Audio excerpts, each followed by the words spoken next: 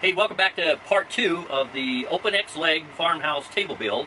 In this part 2, we're going to pick up with the supports that go underneath the top and doing the top. Part 1 was strictly the OpenX legs and the pipe stretcher, so we don't want to make these too long, so this will be the top supports and the top, and then probably a part 3 making the benches. So anyway, where we're at now, we're starting on the 2x6 supports underneath the top that go just about the full length of the 10-foot tabletop. They get half lapped into the legs, and so what I'm doing here is, once I had the leg set up outside with the pipe in it, I marked my first set of half laps on the 2x6, and I'm setting up the router here. I'm going to have to route those half laps in, so I'm setting up the router with a big straight cutting bit and plunge base. And over here is the 2x6 that I have marked. This is the bottom, so this is what's going to get cut out on each end. So I've got location this way marked, so I'm going to put a fence, wood fence up here to guide my router on, but I've got to figure my depth and mark that next, so that's what's going on next. Alright, what I had to do on these half laps, I was going to use that router, but the base wasn't big enough, so I could not get the whole thing without the router falling into the cut here, so I'm doing it with the circular saw. Put a fence here, got my one edge here, fence here, came in, got my one edge here, then I'm just going to rip it all out, tap it out, chisel it out, and it worked pretty good on the other side, which I'll show you, and we'll come back and finish this one up.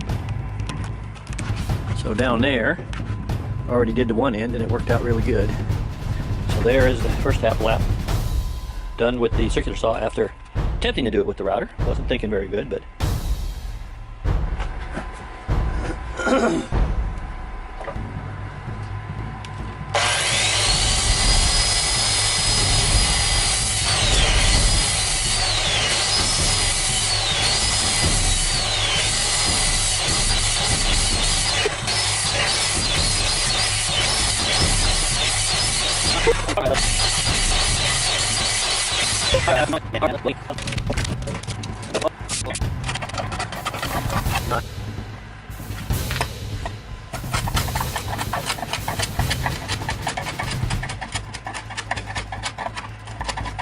I think overall that's faster than it would have been with the router. It wasn't going too smooth when I first tried the router.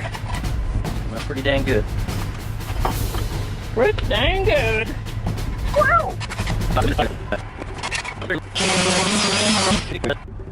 All right, let's give this a fit here.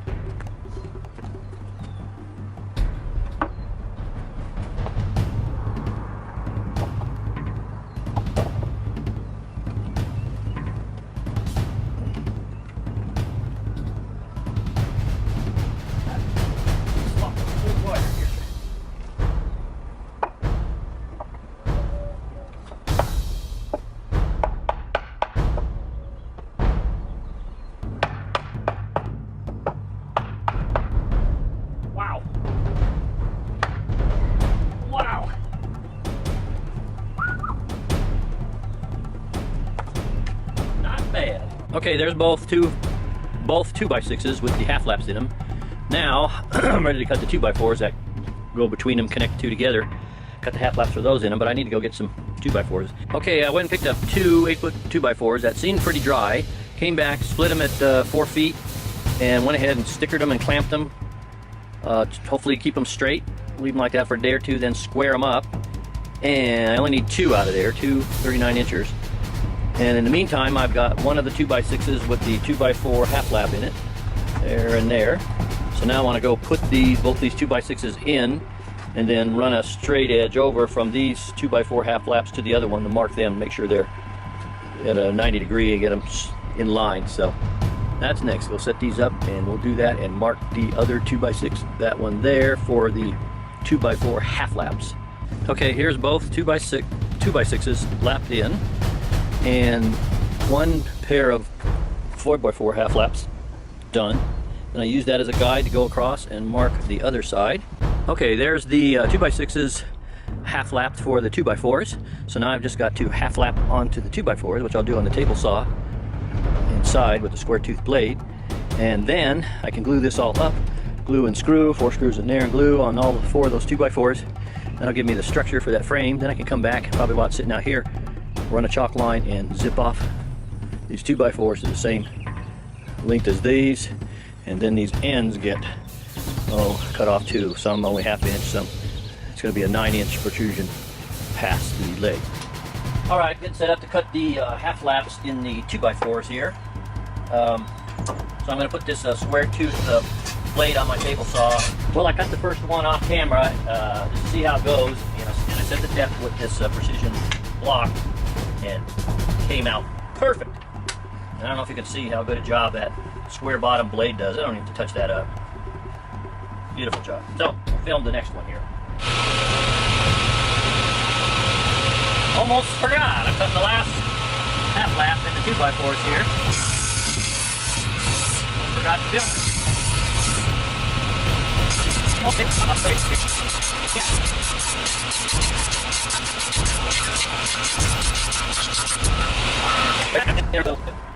Now what I'm doing here is I'm drilling a countersink for these screws that are going to go down into the 2x6. Because the top's going to go over this, so we can't have them sticking up. And again, these 2x4s are going to get glued and screwed with some Craig 1 1/4 inch screws to those 2x6s.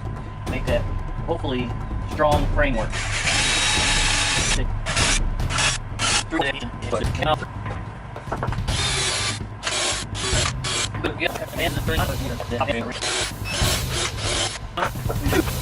Can't go.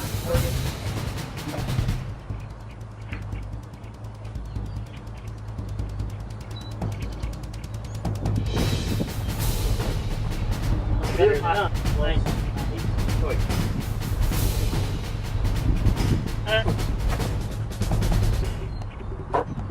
I am.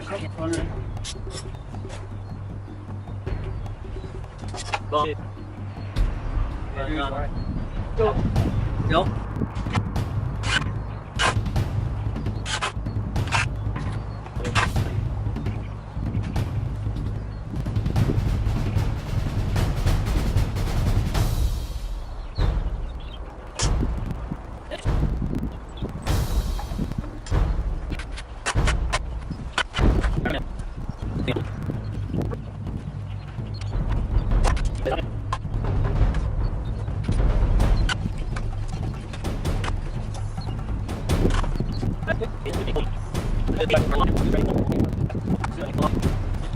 Okay, there's the frame with everything, all the ends cut at the 30-degree angle to the proper length, glued and screwed at the 2x4 half laps there. That should give it its strength and rigidity when it's off the table. So next we need to flip it over and do the weathering stuff on there to turn it, make it look like weathered wood like the legs. Once we get that weathered on the bottom, the part that would show if you look under the table, then we'll get the whole thing, both sides, coated with marine spar varnish. Alright, there's the framework in the shop. This is the bottom that's up right now, which will be the only part you'll be able to see, so we're going to give this the weathered wood treatment. We're going to take 2 coats to equal what's on the legs. Then when we get that done, we'll start on at least 3 coats of marine spar varnish.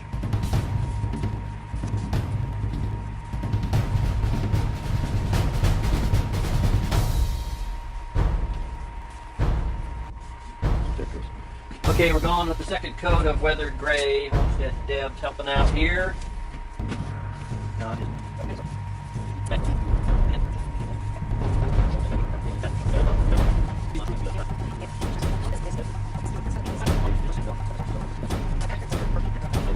Okay, we flipped this over. The side we weathered is down now. And we started putting a coat of clear varnish on this side, which is the side that goes up under the tabletop.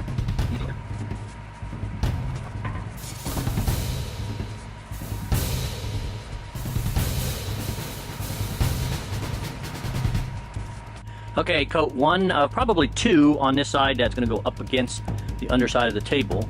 And then on the other side that we've weathered already, that's going to definitely get 3 coats. Okay, now there is 1 coat of the Rust-Oleum Marine Spar varnish on the weathered side. This is the side that's going to show. If you look up under the table, I went ahead and put some varnish in these half laps because that's not getting glued anymore. That's going to get bolted so it can be disassembled. So there's 1 coat.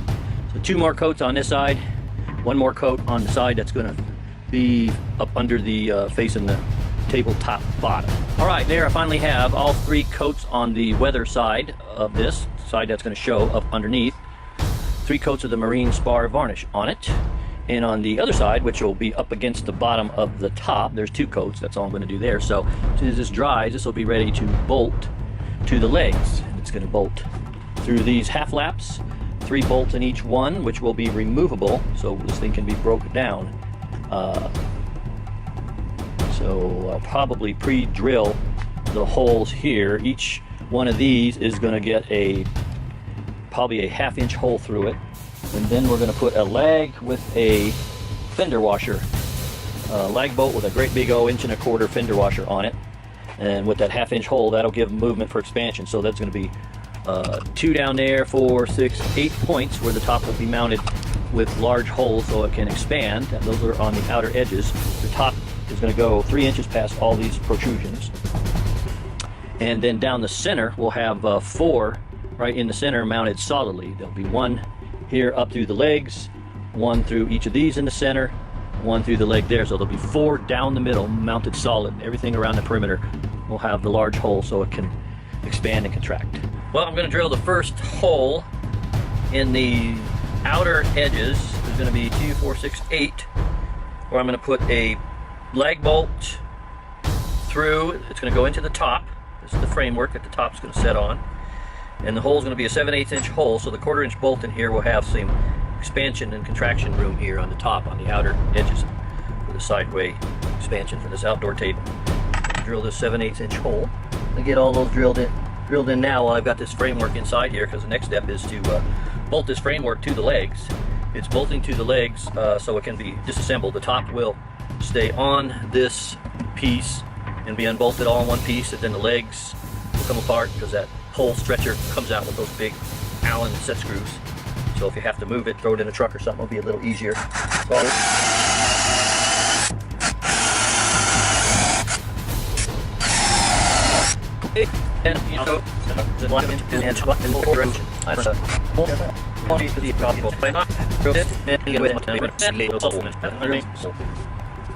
Okay, I got all the oversized holes for the screws that are going to mount the table. Got them all drilled in the top base frame. See them all there. So I think I'm also, while I'm at it, going to go out and on the legs, drill, you see them way down there, drill the one in each end of those legs. Okay, I drilled my oversized holes on each end of the legs here as the additional mount holes for the top, so I'll have movement for expansion. And right now, here's the 4th one. Right now I'm drilling the holes to mount the framework in the half lap here. So 3 holes, these blackened bolts will come up through the bottom into the top, mount the top, or into the bottom to mount the framework. And that's the point where this can be dismantled. The top will be mounted to the framework. And if you want to take the top off, you just have to take 3, 6, 9, 10, 11, 12 lag bolts off, and the whole frame and top will come off in one piece. So let's go drill another one here.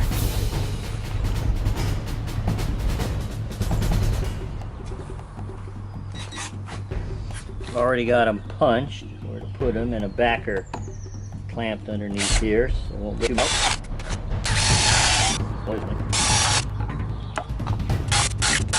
Hey, good.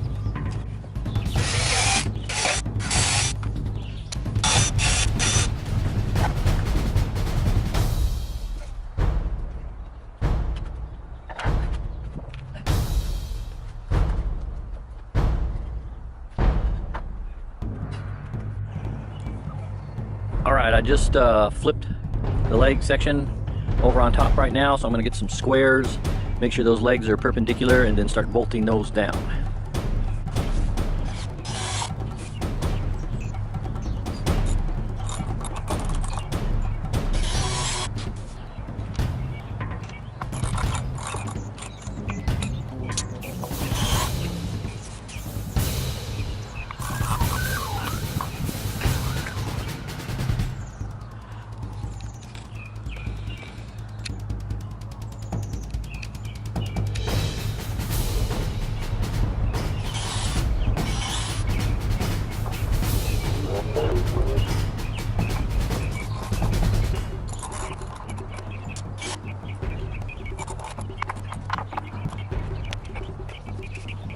Okay, the leg assembly and the top frame work is all one piece right now. Got it all bolted together. 3 bolts at every leg, and again, that would be the disassembly point to take the top off and the legs all apart if it had to move it to the new homestead location. So there it is. See the rubber feet on the bottom here. I did have to take 3/8 inch off of that center pipe to get those legs perpendicular. So that wasn't too big, and I was kind of expecting that when I got to this point. So I'll wait for Ron 2 to get home this afternoon and help me flip that over. And I think I'll have a little bit of a work surface to start working on the top there.